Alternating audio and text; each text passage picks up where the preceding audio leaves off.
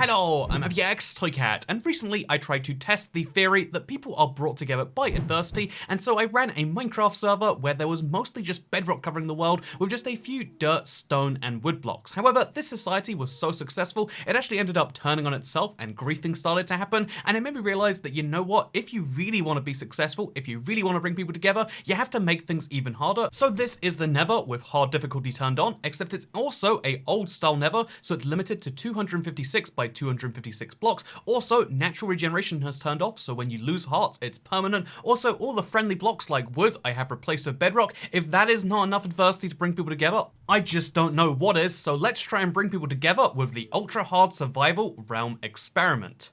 So as people slowly join in and start to get wrecked already, by the way, because skeletons have spawned, allow me to explain what and how. Okay, well, there's our first kick, it seems.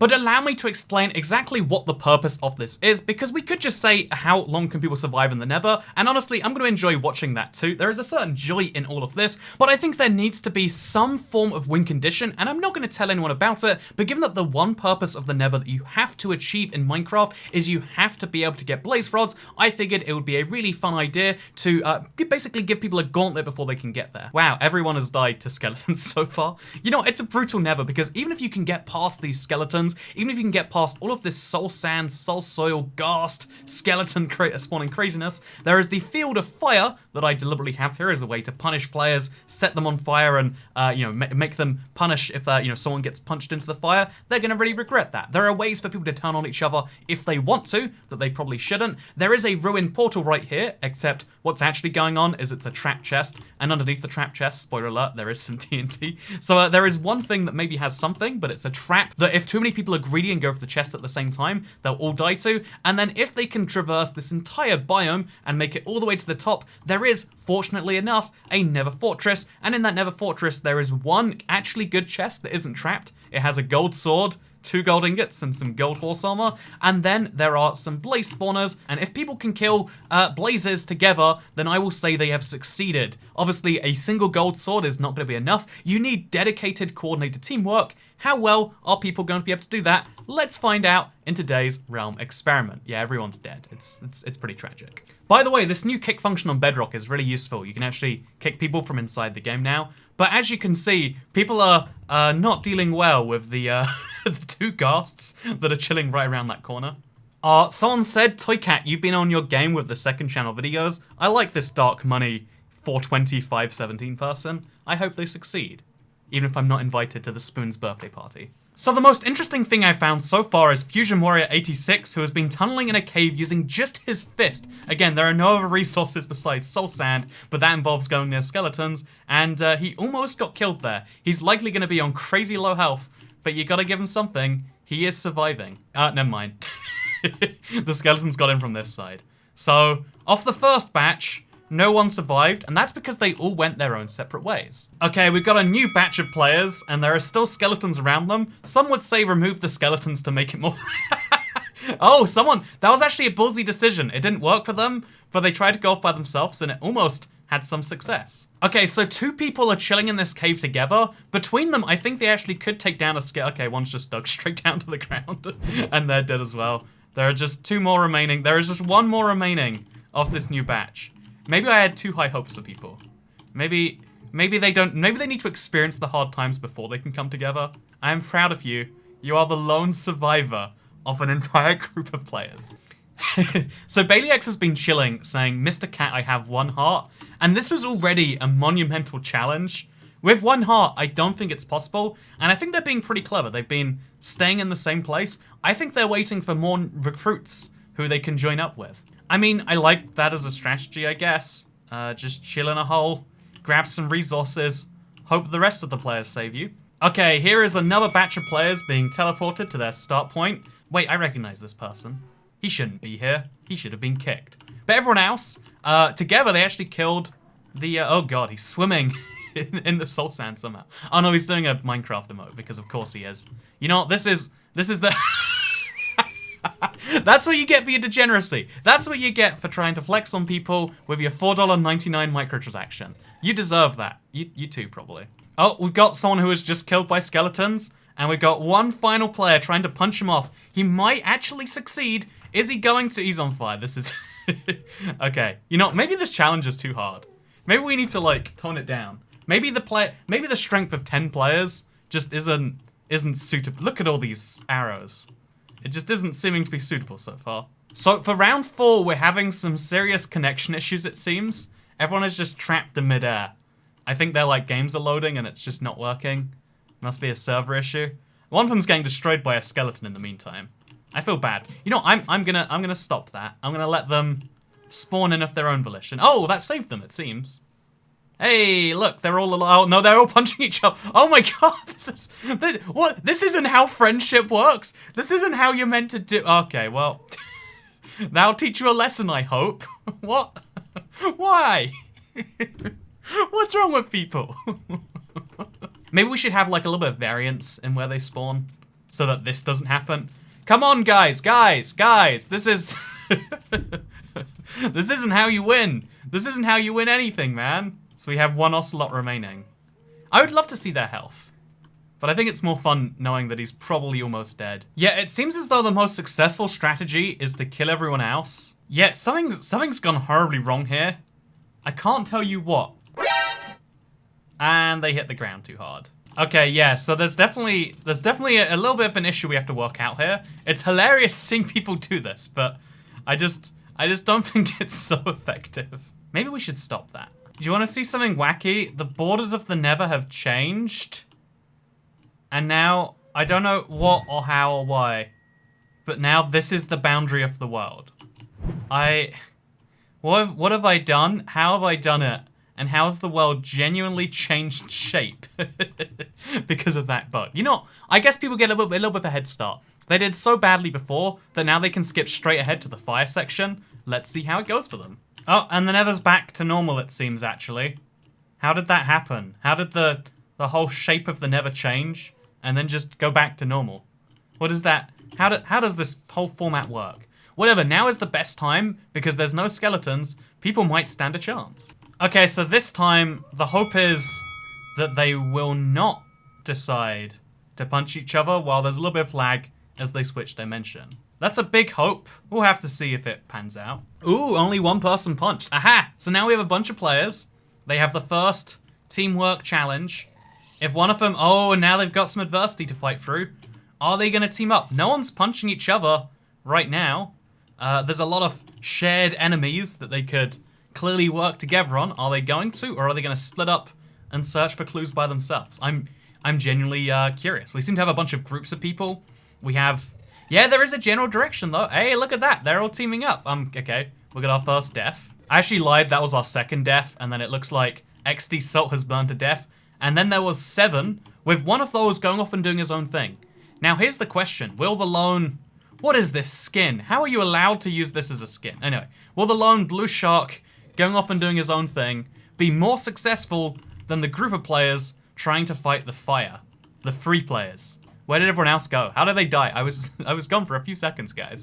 So yeah, we seem to have stabilized, and there seems to be some strategy here that is trying to get over the fire, perhaps by going around it. Oh, this is cool. The guy with the bizarre skin that doesn't seem like it should be allowed on multiplayer servers. He's come all the way around to the other side of the fire, and then as soon as I mention it, he's decided he's done, and now he's now he's going to fight some hoglins, which, you know, didn't even consider those as I put up this challenge, but that's going to be a thing, right? He can get some food if he can fight a hoglin by hand. Honestly, fighting 3 hoglins by hand, it's not a fate I'm going to assume is going to go well. Oh no. It's so brutal to watch. I'm sorry. I believed in you, but really, I believe in the collective much more. The collective is now 2 people, by the way. It's someone called Clingy and someone called Killer Robot. You know, the moment I... Oh god. And they're both dead too. Well, that run went better than before. Oh wait, there's one more person. I didn't spot him still, but he is alive. Paul's name is Surviving Strong, and I think he's just about gonna do this. Oh, someone's been hiding under there the whole time too. Surreal Lemon. They've split up. No, you meant to. You know, actually, maybe this will work for him. Maybe the lesson here is not that coming together is more successful. Maybe just let everyone else be in charge of the death department while you do the winning department. What do you reckon right now? Are we more likely to see one person doing this by themselves and killing the first blaze by themselves? Or do you think, oh, or do you think we'll see a team of people do it? Or I guess more realistically, will we see no one doing it? It's looking pretty dark for people's odds to come anywhere near this. Like, I'll be surprised if anyone even makes it to the Crimson Forest without being killed by hoglins at this stage. Also, what sort of a username is Pool Name? Can I just point out that, like, you know what, who decides I need a gamer tag? It's gotta be short, snappy, recognizable. Pool Name. See, even this is a genuine challenge. How do you get down this full? If you take the damage, there's no regeneration. You have to try and do so using the few soul sand blocks that you've picked up. But even that's going to be tricky for him, it looks like. Ooh, hope he's got a few of them. He's made it down. He's made it to some mushrooms. You know, if there was wood in the nether, he'd be able to make mushroom soup. But there deliberately isn't. I like that he's trying, though. He has hope that this isn't an evil challenge. Oh, is he going to get past the lava? It's always risky, because lava can hit you when you jump over it in ways that no one really expects. Ooh, he's going to make it past. Can he get into the Crimson Forest, though? I can just see him looking at those trees thinking, like, why? Why did you do this? I was going to have food. I was going to actually survive this. And now, instead, I'm getting hoglin to death. But if he can survive these hoglins, he's in for a treat, huh? I love that he's looking around like, no, there's got to be some wood somewhere. And he's realizing, no, it's just never warp blocks. That's all I have. By the way, even if he has a perfect strategy to avoid mobs, even if he has a bunch of blocks, he's still fighting hunger. Eventually, hunger will kill you. This is hard difficulty. So he's gotta get a move on fast if he wants to make this work. Not today, Pool Name. So yeah, I'd be lying if I said I didn't think that Pool Name had better chances than Surreal Lemon, who is hiding in a corner, desperately hoping that ghasts don't find him. But you know what? I've been surprised about more things today. He clearly has a strategy that involves a lot of blocks. He doesn't go for the food that he knows he could sustain himself with. He goes for the blocks. So he has some plan. Okay, so Pool Name is indeed surviving over the hoglins and the piglins. He's managing something over here. Does he suspect that's where a fortress is? Oh no, it looks like the fortress is out of bounds. Look at that. You can see where the where the wither skeletons should be, and they're outside the old size world, and they're doing very concerning, confusing things. I mean, actually, not everyone in this world's doing confusing, concerning things. Poor Name just tried to make a long stack. That wither skeleton's shaking his head, and I'm torturing people for my own enjoyment. Really, I'm doing it for your enjoyment, YouTube. If I did this by myself, you should call the relevant psychological authorities. Surreal Lemon reckons he sees the end. Maybe he thinks it's the ruined portal. If so, I am so looking forward to this. I feel sorry for him. That doesn't mean I'm not going to watch him die. Also, yeah, Pool Name has made it to... he can clearly see a source of wither skeletons and blazes, but they just look at him and there's no way for him to get across. Oh no, Surreal Lemon fell into lava, and by that I mean he broke a block and then lava clearly spilled onto him, so I missed that. We're down to just one person remaining. The one hope for everyone here is our good friend, Pool Name, who was just fireballed. He got fireballed by a blaze from outside the world boundary. You know what? That'll teach you to not understand how to fight. Oh, you actually can punch them from here. I was so close and I died, and bruh, are the responses we have. But we must kick them. Oh no, I feel really bad this time because there's a ghast firing fireballs at the weird huddled mess. I'm sure it'll be fine. It is almost certainly not going to be fine.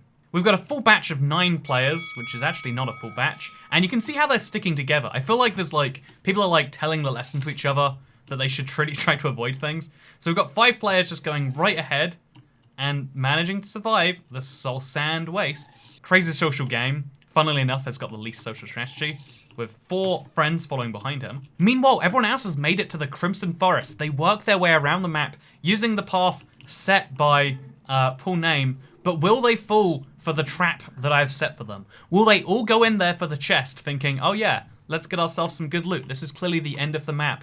You know, this is how we'll find our blaze rods. Are they gonna make that mistake? Or are they actually gonna be smart about it and, oh no, it's all over, guys. It's all... they, you know, I don't want to say you weren't warned.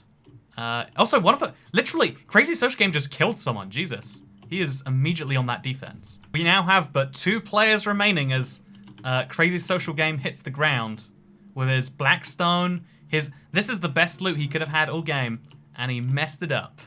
Was that TNT? It was TNT. So we've got Flow Gamer 64, who was at the back before, but is now on to the last two, and Shiftless Turtle, who has a veteran, or whatever it's called. The pancake cape? The pancake.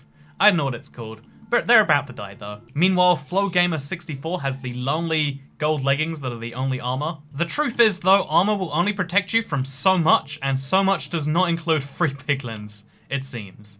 That is the death of another run. And I think I'm going to go load up the world that doesn't have these weird artifacty glitches applied. Like, what is happening with this cast? Okay, I've got the world back to normal. Things seem to be buggy in old world types, but we'll just ignore that. But as you can see, we have a functional nether fortress with blazes again, so there is a completable challenge, and people are getting much better at completing it. They're really working together. I think they've cracked the solution to this, and it is community and teamwork. See, look at this. Everyone spawns in, and we only get very minor violence against each other. Everyone is actually vaguely managing to work it all out, it seems.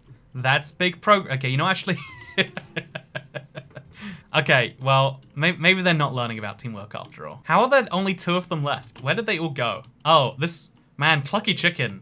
He's worked out some solution. I don't know how well it's gonna work in terms of the skeletons, the fire, the explosions, and the blazes, but he's worked out how to be the last man standing, I guess. Someone in chat goes, "Let's team, guys," before being kicked because he died. And the Clucky Chicken's been killed by a skeleton at the same moment that End Vortex fell to his death. With some IF Enders? Wait, what? They hacked and they still couldn't win? Also, their stuff just immediately vanished. I have so many questions about all of this. So I'm going to get the final set of players to go through the gauntlet here, but in case you're curious about how we found all of these players, I announced them via the YouTube community posts or via Twitter, which means if you want to see these, you need to subscribe to the channel. It's something I'd really appreciate, trying to hit 2 million this year, working our way towards it, or you can follow me on Twitter at IBXToycat. With that said though, let's jump into our final set of players for the day. Okay, we've got one last big run, one last chance, people using all their skills together to finally learn if this can actually work. I'm starting to believe. I mean, people haven't killed each other and it's been 10 seconds. You can see how this time there's only 2 skeletons. I don't know how they spawn and despawn at such random intervals, but 2 skeletons, 9 players. I think they've got a decent shot of pulling it off. But I mean, I thought that a few times today. Actually, all of them are going towards soul sand. See this? One person grabbing soul sand, you get a stack in a minute. Okay, well... Some went off on their own and disproved that. But everyone destroying soul sand, they're starting to make like a tunnel through. They're starting to make an easy way to get over here without skeletons being able to one-hit kill you. Oh, we got our first person making the gauntlet. Shiftless Turtle. Oh, and they've managed to do it. All the skeletons are dead now. But, oh, so are they. They've given themselves for the group. There is no greater honor in any decent society than to die for those that you care about. And Shiftless Turtle has done so, allowing people to be in a world with no skeletons attacking them. Indeed, there are now 6 players who have just one last fire challenge and then a biome full of hoglins. And if they team up, I think they can do this. And it's looking like they're going to. They're bridging over the gap. They're ignoring the fire by using the soul sand they gathered earlier. Meanwhile, everyone else gathers more soul sand. They know there's going to be more of this coming up ahead. Oh, never mind, Adorable Ho doesn't realize that 1 heart is a very small fool. Apologies, Adorable Ho, but you're now adorable dead, am I right? Or maybe adorable banned. We are really running out of people at this point. You can't be lighting yourself on fires, Kittlebot. Okay, you know, this was going so well. There was this glorious swing we had where it looked like fine. Okay, wait, come on, Live Umbrella, go save your friend. Go save him, you can do this. He's gonna die if you don't go in there and punch the skeleton off. Is he going to save... Is he going to risk himself for the benefit of the... No, he's going to watch. He's going to watch it. Oh, wait, no. He's changed his mind. He's changed his mind. He is punching. He is using his invulnerability. And he has saved Senqua Pro. And then there are still 2 people left who might be able to... You know, it's probably not going to go well, is it? See, these 2 players right here, if they were in a normal realm, they'd be competing for the same resources. They'd see each other as competitors. And, you know, they wouldn't want to help each other. But in a situation where they're in a hellish, literally they are in hell right now, they're incentivized to help each other out in very serious ways. They are going to team up, and it's going to double their odds of succeeding. Also, Live Umbrella has got the name of the game with this realm experiment. It is, in fact, a human rights violation. You worked it out, Live Umbrella.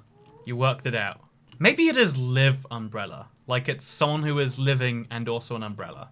But I mean, either way, the fact that they're encouraged to work together, there's no individual houses in the apocalypse. So it's interesting because there was a lone wolf out on himself that I didn't notice, and they've actually teamed up together, and they're trying to destroy their way around the Nether.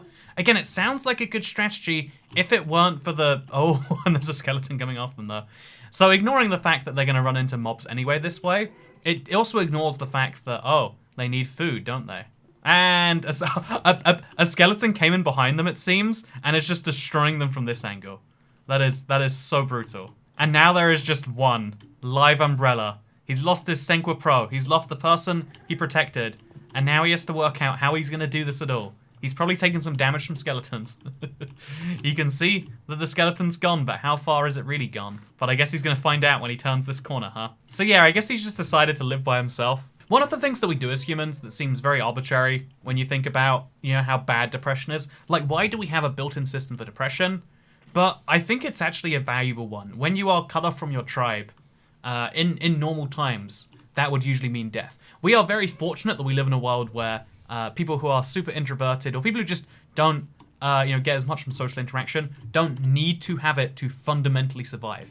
This is a new invention, and we're starting to see this with Live Umbrella. He's going to fight past the depression of all of his friends dying in front of him. He's going to fight past the fact that he has basically no hunger, he's got no resources besides soul sand, and he's going to make it all the way to the other side of the map for blaze rods. But he's going to do it anyway, god damn it, because he is an umbrella that is alive. See, I feel for Live Umbrella right here. He has no idea what this terrain is. He just knows that any block that he break could be the one that lets a skeleton in to attack him. Like, I feel for that situation. But he is now making his way into a basalt deltas. Is he going to survive not only the ghast in front of him that he can see, but also the skeletons behind him that he can't, but that are immediately going to target him the moment he makes a line of sight? So the strategy seems to be hiding from the ghast using the blocks that he's obtained, and it seems to be working. Honestly, the ghast just looks like a giant box. Like, it doesn't look like a real mob. Because it's perfectly balanced on the ground here, right? Like, I could go and stand inside of the ghast. You know what? I'm gonna be honest. Being inside a ghast is not where I thought this video would go. Live Umbrella is on 9 hearts, actually. His cautiousness has been working really well for him. And see, that wasn't even caution. You know, the moment I say caution, he throws it to the wind, and he pulls off a solid little confrontation there. He has no resources, no tools, no hunger solution, but he's making his way into the Crimson Forest. It's happening. It's finally happening. A reminder, the challenges he's gonna face here involve hoglins, traps, and you know what? On top of that, there's also piglins, just for a little bit of extra fun. Oh, also there are ghasts still from the other biomes. They don't spawn here, but they can fly from other biomes too here. Unlike these piglins. Oh yeah, he's not doing well. He's probably gonna pick up a bunch of red mushrooms. Nope. He has realized the lack of need for mushrooms and instead is just trying to flee. He is retreating as fast as his legs will let him. And let's hope he doesn't walk into another mob. Oh, he's got a whole horde of piglins chasing him now. Oh no. Oh, if he had 9 hearts before, he can't have many now. And there we go. See, the piglins, they teamed up and they succeeded. They can stand in fire and they're still going to be successful as a herd because most of them won't. What? Seriously, why are you doing this? Anyway, but I think the lesson of teaming up here should be one we value. Or maybe the lesson instead should be that when you get people in big groups, when you get, like a situation that is bad, you tend to find those big groups coalesce around the goals much more effectively. If you want to have teamwork, if you want community, just make everything bad for the people in your life. Just ruin things for those around you, and they'll love you much more, and they'll be a much better group of friends. That is my pro tip for you to all take with you as you leave this video, which I hope you all enjoyed. If so, subscribe, perhaps. I'm trying to hit 2 million subscribers this year. It's very easy to subscribe. You can always undo it at any point. And it's a nice little way for you to see more of my videos dealing your homepage, which is something I hope that you would like to see. But if not, hope you all enjoyed the video anyway. Have a great day, because I'll see you all next time. Goodbye. Did that ghast just vanish in front of my eyes? It did. Okay, goodbye.